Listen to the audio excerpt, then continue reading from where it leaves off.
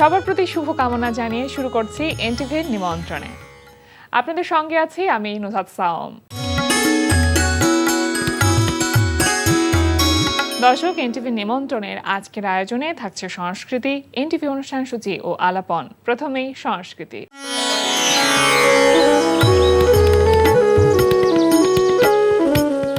ধানমন্ডির the illusion গ্যালারিতে অনুষ্ঠিত হচ্ছে ফুলেশ্বরী প্রিয় নন্দিনীর একক চিত্রকলা প্রদর্শনী জনান্তিকে।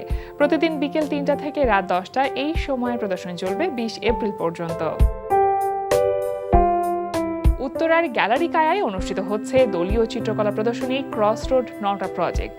প্রতিদিন সকাল 11:30 থেকে সন্ধ্যা 7:30 এই সময় প্রদর্শনী চলবে 16 এপ্রিল পর্যন্ত।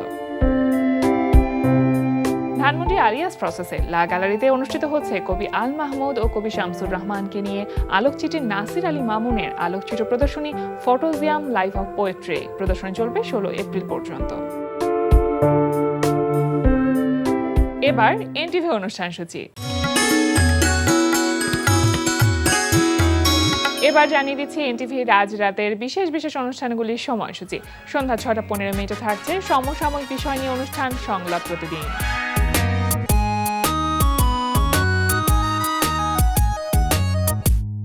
সন্ধ্যা 6:45 থাকছে খেলাধুলা বিষয়ক অনুষ্ঠান গ্যালারি।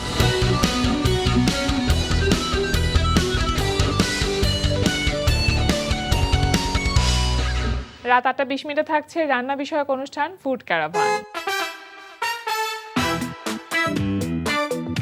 রাত 9:30 থাকছে শামস করিমের পরিচালনায় ধারাবাহিক নাটক 7 কিলো 1 গ্রাম। আমি তো জানি যে খালি মামলা ওর নামে হয়েছে, এখন তো দেখি ফুল ফ্যামিলির নামে মামলা। ও এই লেগেই বুঝে নিজের বাসানের লেগে বলাই আপনি তো কি হাত দেখি আগুনে চাপ দেবো? পারাতি ভাই তোমার সেই লাগতেছে সেই। Oh no Nimai, don't call me খয়রাতি, আই এম আপকামিং কুটিপতি মাজনু ডাক্তার। ভাই আজকে যে কি একটা কাহিনী ঘটতে গেছে। সুরজ ভাই আমারে তো ঠেকাইছে বাড়ি পর্যন্ত পৌঁছায় দিয়ে গেছে। কস কি? ও 7 কিলোর একটি গ্রাম। রাত 11:30 সরাসরি সম্প্রচার হবে টক শো এই সময়।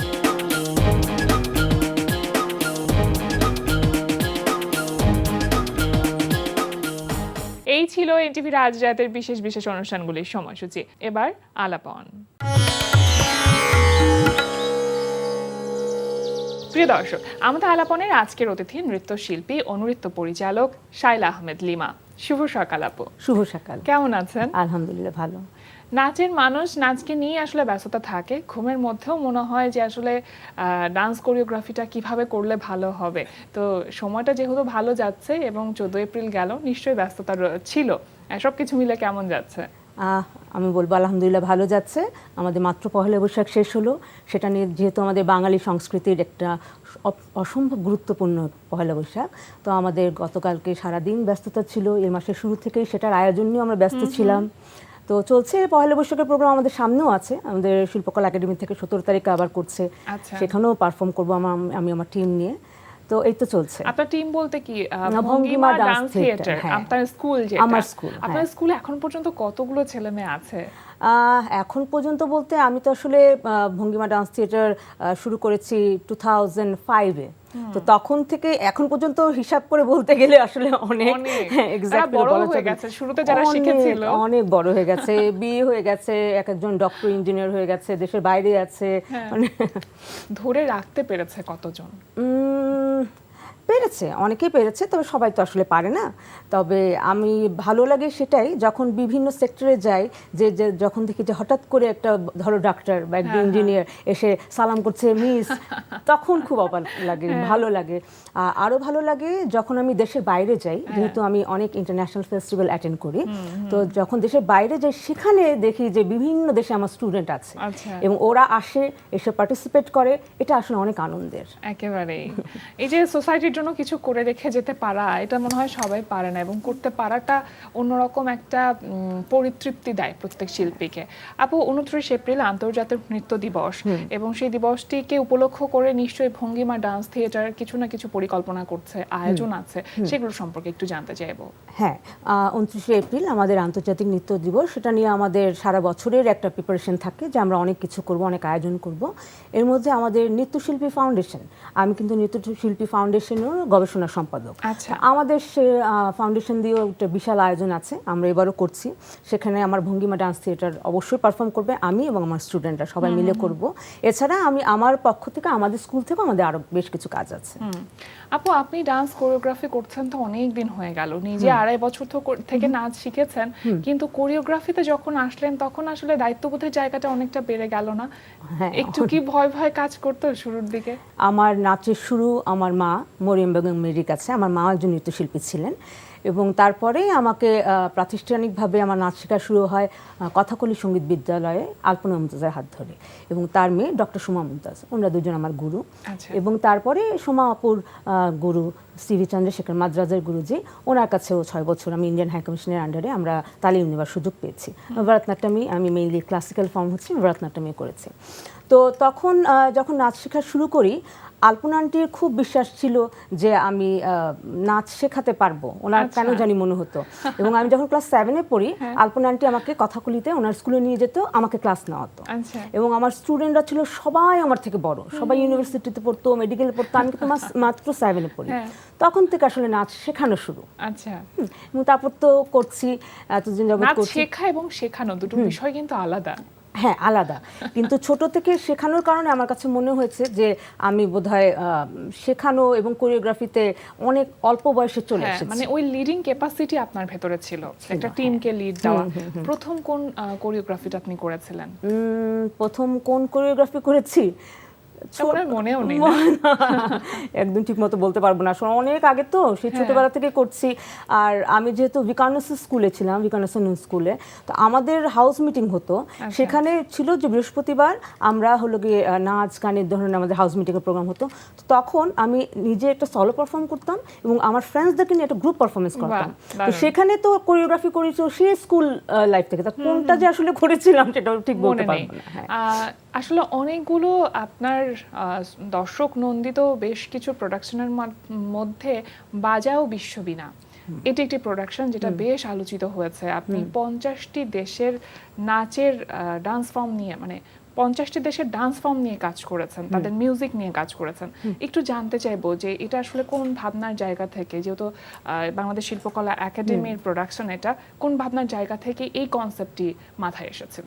বাংলাদেশ শিল্পকলা একাডেমি আসলে এই আয়োজনটা করেছে, এবং সেটা একটা ভীষণ ভালো, যেহেতু আন্তর্জাতিক মাতৃভাষা দিবস হিসেবে বাংলাদেশ, যেহেতু আমরা বাংলা ভাষা আন্তর্জাতিক মাতৃভাষার এটা পেয়েছে, তো তখন সেখান থেকেই আমাদের প্রত্যেক আন্তর্জাতিক মাতৃভাষা দিবসে আমাদের 50টা দেশের, এখন পর্যন্ত 50টা দেশের গানের সাথে সেই কোরিওগ্রাফি আমি করি।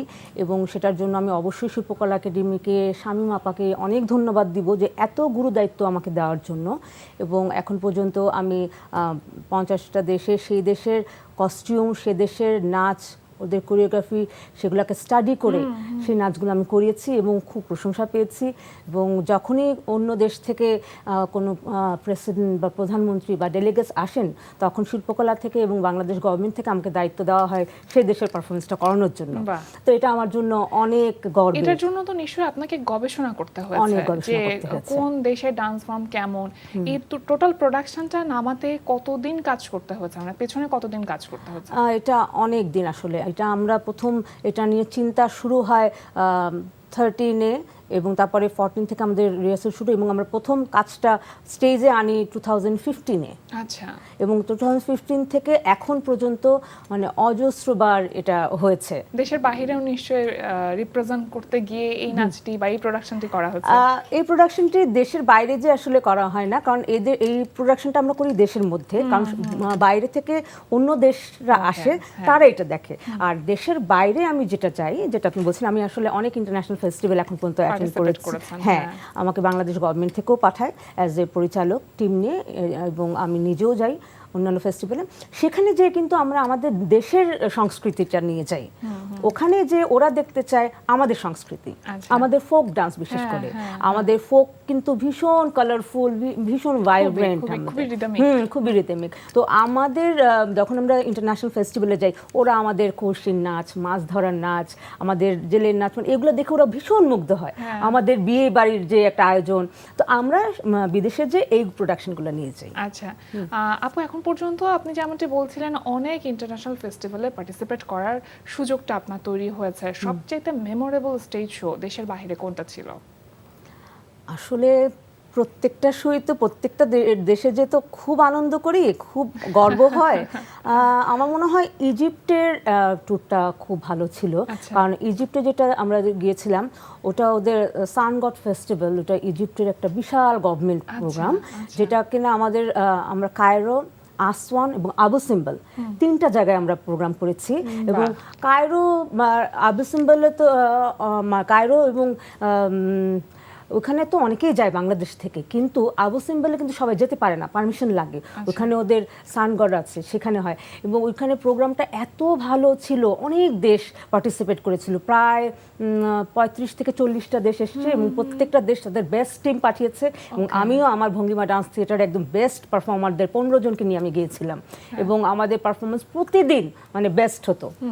আপু, ফেস্টিভ্যালে যাওয়ার একটা বড় ব্যাপার হচ্ছে যে কালচার যে শেয়ার বা কালচার যে একটা এক্সচেঞ্জ করা, অন্য কালচারকে জানা, এই ব্যাপারগুলো কিন্তু বোঝা যায়। তো ওখানে গিয়ে ইন্টারন্যাশনালি যখন পার্টিসিপেট করছেন, তখন একই জায়গায় দাঁড়িয়ে অন্যান্য দেশের ডান্স ফর্মগুলো যখন দেখছেন, তখন কি মনে হয় যে আমাদের দেশের ডান্সটা আসলে কোথায়, মানে ইন্টারন্যাশনালি কোন জায়গাতে অবস্থান করছে? আচ্ছা, যখন ইন্টারন্যাশনালি করতে যাই, আমাদের দেশের স্থানটা কোথায় আমি যদি আপনাকে বলি, হ্যাঁ, অন্য দেশরা অনেক অর্গানাইজড, তারা ফিনান্সিয়ালি অনেক ডেভেলপ আমাদের থেকে, যে কারণে হয়তো বা তারা তাদের ইনভেস্ট অনেক বেশি করতে পারে, আমরা হয়তো অতটা করতে পারি না, বাজেট স্বল্পতা থাকে। কিন্তু তারপরও আমি মনে করি আমাদেরটা খুব ভালো, এই কারণে আমরা কিন্তু অনেকবার গোল্ড কি পেয়েছি, অনেকবার ফার্স্ট পজিশনে আমাদের হয়েছে। এর কারণ হচ্ছে আমাদের পারফরমেন্স দেখে ওরা আমাদেরকে কিন্তু অ্যাওয়ার্ড দেয়। আমি আপনাকে বলবো যে আমি যখন ইজিপ্টে আমার টিম নিয়ে যাই, সেখানে তো অনেক দেশ ছিল, সেখানে তো ইউরোপের টিমরাও ছিল, পোল্যান্ডের টিমরাও ছিল। তারা আমাদের পারফরমেন্স, ওদের যে ডিরেক্টর পোল্যান্ডের, সে আমার পারফরমেন্স দেখে আমার টিমের এত পছন্দ করেছে যে ওখানে থেকে আমাকে পোল্যান্ড এবং মেক্সিকো, তারা কিন্তু আমাকে ইনভাইট করে। এবং তার পরের বছরই আমি কিন্তু পোল্যান্ডে, আমি ইউরোপে এখন পর্যন্ত 3 বার গিয়েছি। হ্যাঁ, এবং সেখানে ওরা কিন্তু আমাদের পারফরমেন্স দেখে আমার টিম সহ তারা আমাকে নিয়েছে। হ্যাঁ, এবং সেখানে যে আমরা গোল্ড বোর্ড, ওদের বলে হচ্ছে গোল্ডেন বোর্ড, আমরা সেই গোল্ডেন বোর্ডটা হচ্ছে দ্য ফার্স্ট প্রাইজ। আমি কোরিওগ্রাফির জন্য গোল্ডেন বোর্ড পেয়েছি, পারফরমেন্সের জন্য আমার টিম পেয়েছে, এবং আমার টিমের সাথে আমার সিঙ্গার গিয়েছিল শরীফ সাবির, সে তার ভোকালের জন্য সে গোল্ড অ্যাওয়ার্ড পেয়েছে। তো আসলে আমাদের দেশের পারফরমেন্স কিন্তু বাইরে কিন্তু খুব প্রশংসিত হয়। এই রিকগনিশন গুলোই আসলে জীবনের সবচেয়ে বড় প্রাপ্তি মনে হয়, যে এতগুলো বছর ধরে নাচ করছেন, মানুষের ভালোবাসা, মানুষ যেই প্রশংসা সূচক বাক্যগুলো যখন বলে, সেটা মনে হয় ঠিক আছে। আপু, যখন শুরু করেছিলেন তখন বয়সটা ছিল মাত্র 2.5 বছর, এবং মায়ের কাছ থেকে হাতে খড়ি হলো, তারপরে ডান্স ডিরেক্টর হিসেবে নিজেকে তৈরি করলেন। এত বছরের ক্যারিয়ারে কখনো কোনো আক্ষেপ থাকে না মানুষের মধ্যে, কখনো কখনো চলে আসে যে প্রফেশনালি ডান্সটাকে না বেছে নিয়ে অন্য কোনো কিছু হয়তো পাশাপাশি রাখলেও পারতাম, এই ভাবনাটা কখনো এসেছে কিনা? আমি আমার কিন্তু একাডেমিক্স ব্যাকগ্রাউন্ড কিন্তু ভালোই, আমি কানেসাতে ছিলাম, তারপরে মার্কেটিংয়ে অনার্স মাস্টার্স করেছি, এবং মাস্টার্সেও আমি কিন্তু ফার্স্ট ক্লাস 5th হয়েছি, অনার্সে ফার্স্ট ক্লাস পেয়েছি, মাস্টার্সে সেকেন্ড ক্লাস 5th হয়েছি। কিন্তু আমার বোন যেমন ব্যাংকার ছিল, আমার আব্বুর খুব ইচ্ছা ছিল যে আমিও এই ধরনের প্রফেশনে আসব, কিন্তু আমার কখনোই আসলে ইচ্ছা হয়নি মানে জব করবার বা নাচের ফিল্ড থেকে সরে যে অন্য কোথাও যাবার, আমার কখনোই ইচ্ছা হয়নি, যদিও আমার একাডেমিক্স খুব ভালো ছিল। এবং সেটা নিয়ে আমার কখনোই আক্ষেপ নাই। না, আমি মনে করি আমি যেখানে আছি আমি খুব ভালো আছি। আপু ডান্স থেকে অনেকে আছে না যে অভিনয়ে এসেছে বা মেইন স্ট্রিম মিডিয়াতে কাজ করেছে, আপনার ক্ষেত্রে তেমনটা কখনো হয়নি, না। সেটা কি ইচ্ছাকৃতভাবে? সেটা ইচ্ছাকৃতভাবে, কারণ আমি যখন ছোট ছিলাম, আমরা একসাথে যারা বড় হয়েছি, আমার ফ্রেন্ডসরা কিন্তু তখন মডেলিং এ নাটকে গেছে, তারা ভীষণ পপুলার হয়েছে এবং ওই সময় কিন্তু আমার জন্য অনেক অফার এসেছে, Definitely, মডেলিং এর আসবার এসেছে, কথাটা, হ্যাঁ। নাটকের এসেছে, তখন প্যাকেজ নাটকের খুব চল ছিল। আমার বাসার প্রডিউসার ডিরেক্টররা গেছেও, কিন্তু আমার আব্বু আম্মু আসলে চায়নি যে আমি অন্য সাইডে আসলে যাই।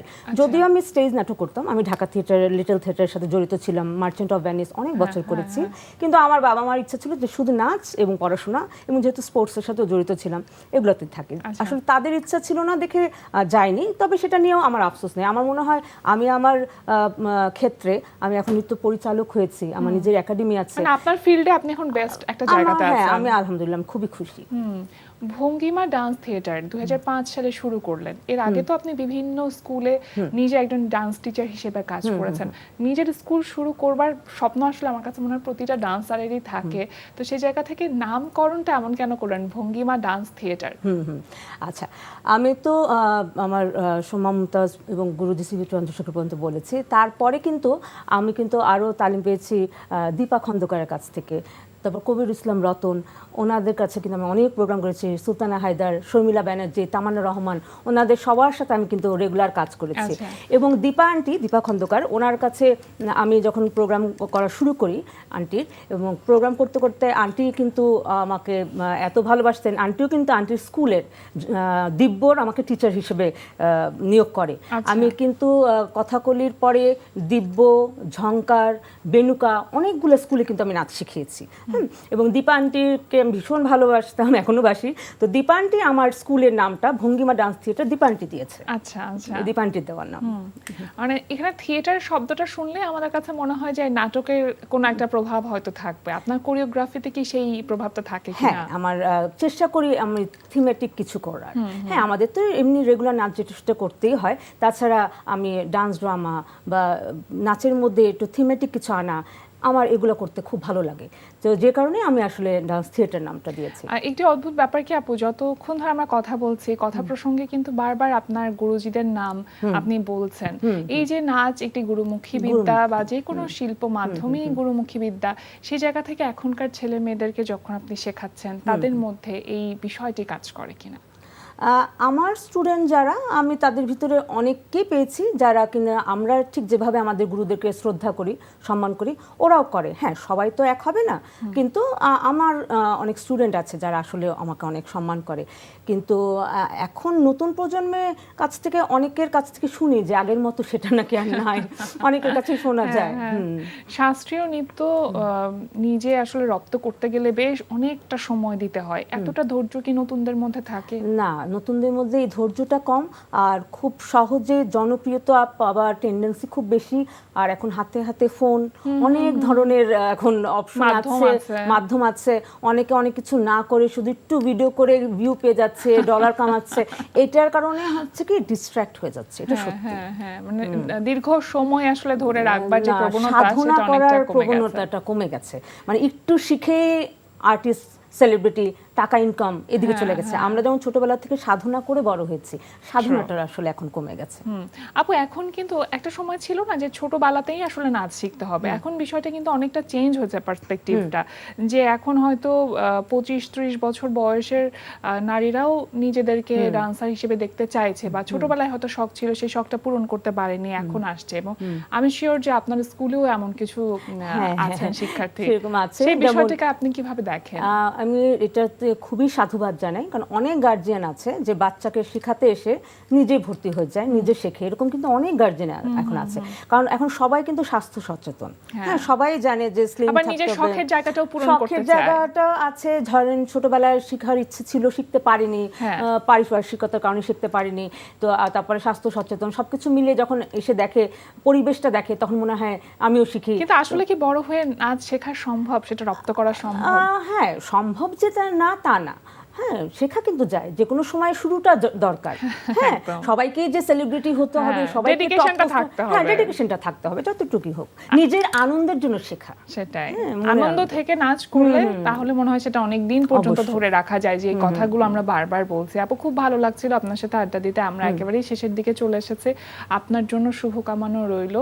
আর আজকে আমাদের আয়োজনে এসেছেন, সময় দিয়েছেন, অনেক অনেক ধন্যবাদ। আপনাদেরকেও ধন্যবাদ। প্রিয় দর্শক, আমরা চলে এসেছি অনুষ্ঠানের শেষ প্রান্তে। অনুষ্ঠান সম্পর্কে আপনার মতামত জানাতে মেইল করুন এনটিভি নিমন্ত্রণে @ntvbd.com।